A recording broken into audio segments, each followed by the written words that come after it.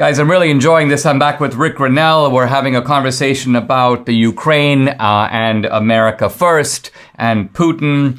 And let me start by asking you, Ric, about Putin and his ambition here.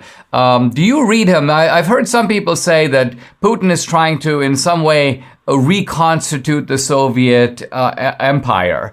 And that seems to me to be excessive, because he's obviously not going to get Eastern Germany back, and he's obviously not going to get all those countries back that were once part of the Soviet orbit. But Putin has said that one of his greatest regrets is the fall of the Soviet empire. So do you think this is a case where Putin is sort of getting into the global imperialism game and seeing himself as doing, perhaps in conjunction with China, providing a kind of rival alliance to the West? What's Putin's grand ambition here?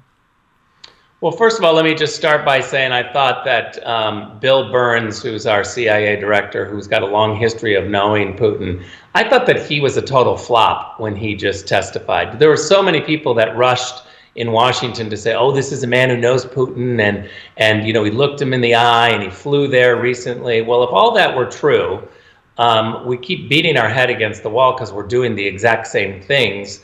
I call them the 1990s crowd, which comes back in and tries to pretend like Putin is a rational actor and we have to just deal with him in rational ways. But something has happened with Putin over the last couple of years. And I believe that we have to look at leaders not just historically and in terms of the moments that they're governing in and what their ambitions are, but look at them personally as well. And that's where I think Bill Burns really failed to really give us the inside of what he knows about Putin personally.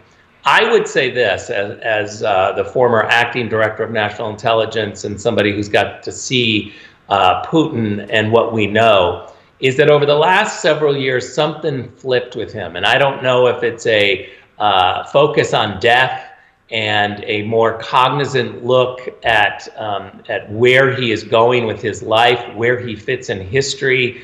But the emotional aspect of Putin understanding and self-reflecting about his place in history has never been more evident. He's getting angrier with people that aren't allowing him to do what he wants to do. There seems to be a sense of urgency or limitations to his time, of how much time he has. I think there's a frustration growing that there are people not helping him. I think that people who really value their place in history and are seeing the end of their time here on Earth get more desperate. And so we're not dealing with somebody who's rational. And I think there's no question that he calculated that he could move in, take parts of Ukraine, probably get Zelensky out, maybe kill Zelensky, and remove that government that is too pro-West and bring it back to at least a bridge, if not a tilt, towards Russia. And I think that has been the goal, is to get rid of this government that it's moved in Ukraine that's moving to the West too fast and too quickly. There's no question in my mind he understands that if he crosses into Poland, that there's an Article 5 tripwire for NATO. I'm not sure he cares, but he seems to respect it at this point. He's probably flirted with it. I also will just finish by saying I don't really buy this argument that delivering Polish jets into Ukraine is somehow going to escalate the war. We've already given them javelins. If that didn't escalate the war or cause World War III or cause a moment where Putin says, now I'm going to attack Poland or the United States, then I'm not sure that it's that escalatory to go from javelins to fighter jets. So I don't really buy that. I do think that it's okay for us to equip Ukraine and let Ukraine fight their own battles. We can supply what is needed, but I'm against a no-fly zone. And I think that would absolutely put us in the position of firing upon Russia, and we don't need to be in that position.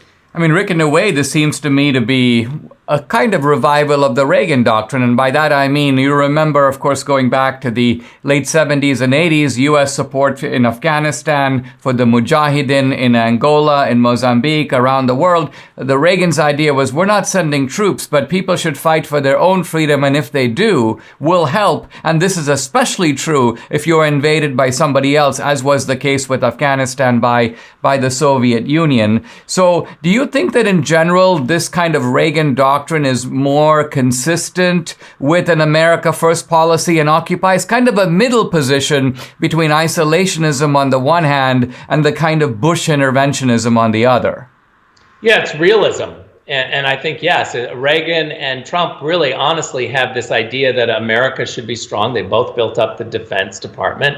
They both didn't want to go out and cavalierly try to put U.S. troops in harm's way. I think that official Washington over the last decade, and I would, put the Bush administration into this, so maybe a little longer than a decade, but the reality is we have had official Washington pushing the State Department aside, mocking diplomacy with muscle, asking for our diplomats to just go to dinners and cut the baby in half and pretend like that's a win, and instead we've just gotten into this habit of having the Pentagon and DOD put forward their ideas. It's troops on the ground, or it's our men and women trying to win hearts and minds. I made this proposal at CPAC, and I'm really passionate about it. It gets a little wonky, but at the State Department there are cones.